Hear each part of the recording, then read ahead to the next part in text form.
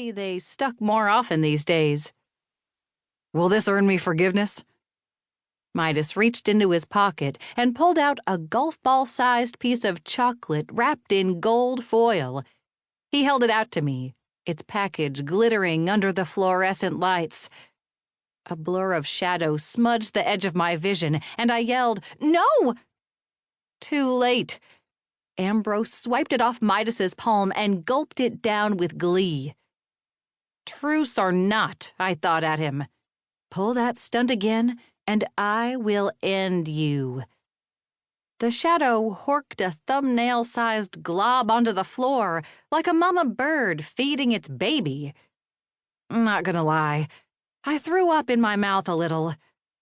Even if I was into regurgitation, and I wasn't in any way, it was mostly crumpled foil.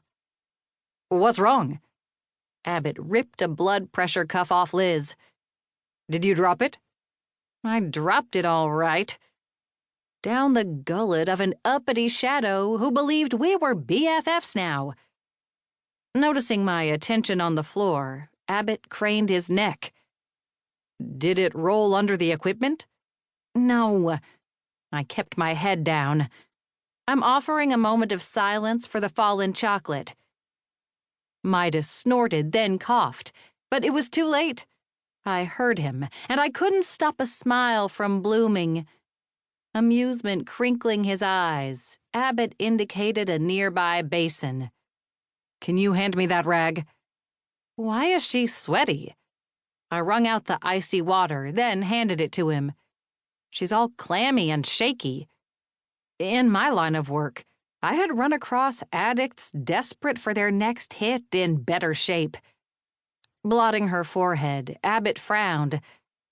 It appears to be an allergic reaction to the anesthesia. You mean, you don't know? I faked a gasp and clutched my chest. And you call yourself a doctor? I'm not omniscient, Hadley, he chuckled. I'm doing the best I can, but pregnancy complicates things. Witch-born Fae complicated every single little thing. One more hurdle barely rated a sigh of annoyance. You're tired. Midas rested his hands on my shoulders. You've been going non-stop since we discovered the archive. He began a massage that left me putty in his hands. You need to rest. The instinctive urge to shoot him down and keep on trucking got crushed beneath my exhaustion. Okay. I didn't have enough fight in me to argue. I'll take a nap. A tiny one. Like 30 minutes. Midas and Abbott exchanged a glance over my head that smacked of them handling me. Oh, sure. They would say it was for my own good. But I think they were scared of me when I got hangry.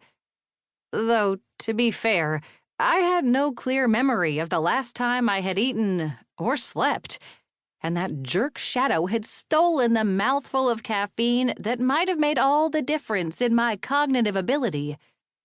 Just for that, I was going to ask Remy to wrap gas station meatballs in truffle foils from Ambrose's favorite chocolatier, and then sweet revenge. Or not so sweet revenge, which was the whole point. Let Ambrose get a taste of how it feels to think you're getting a treat, and then, bam. Goddess, I really was tired if I was plotting revenge on, essentially, myself.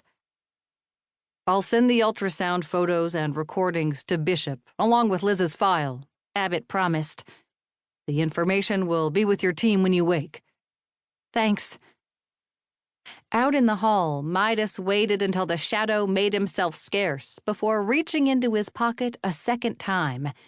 He pulled out a small brown tool bag tied with a black ribbon that made dull clacking noises when its weight shifted on his palm. The smell hit me, and I moaned, perking instantly. Gimme! I lunged for them. Gimme, gimme, gimme!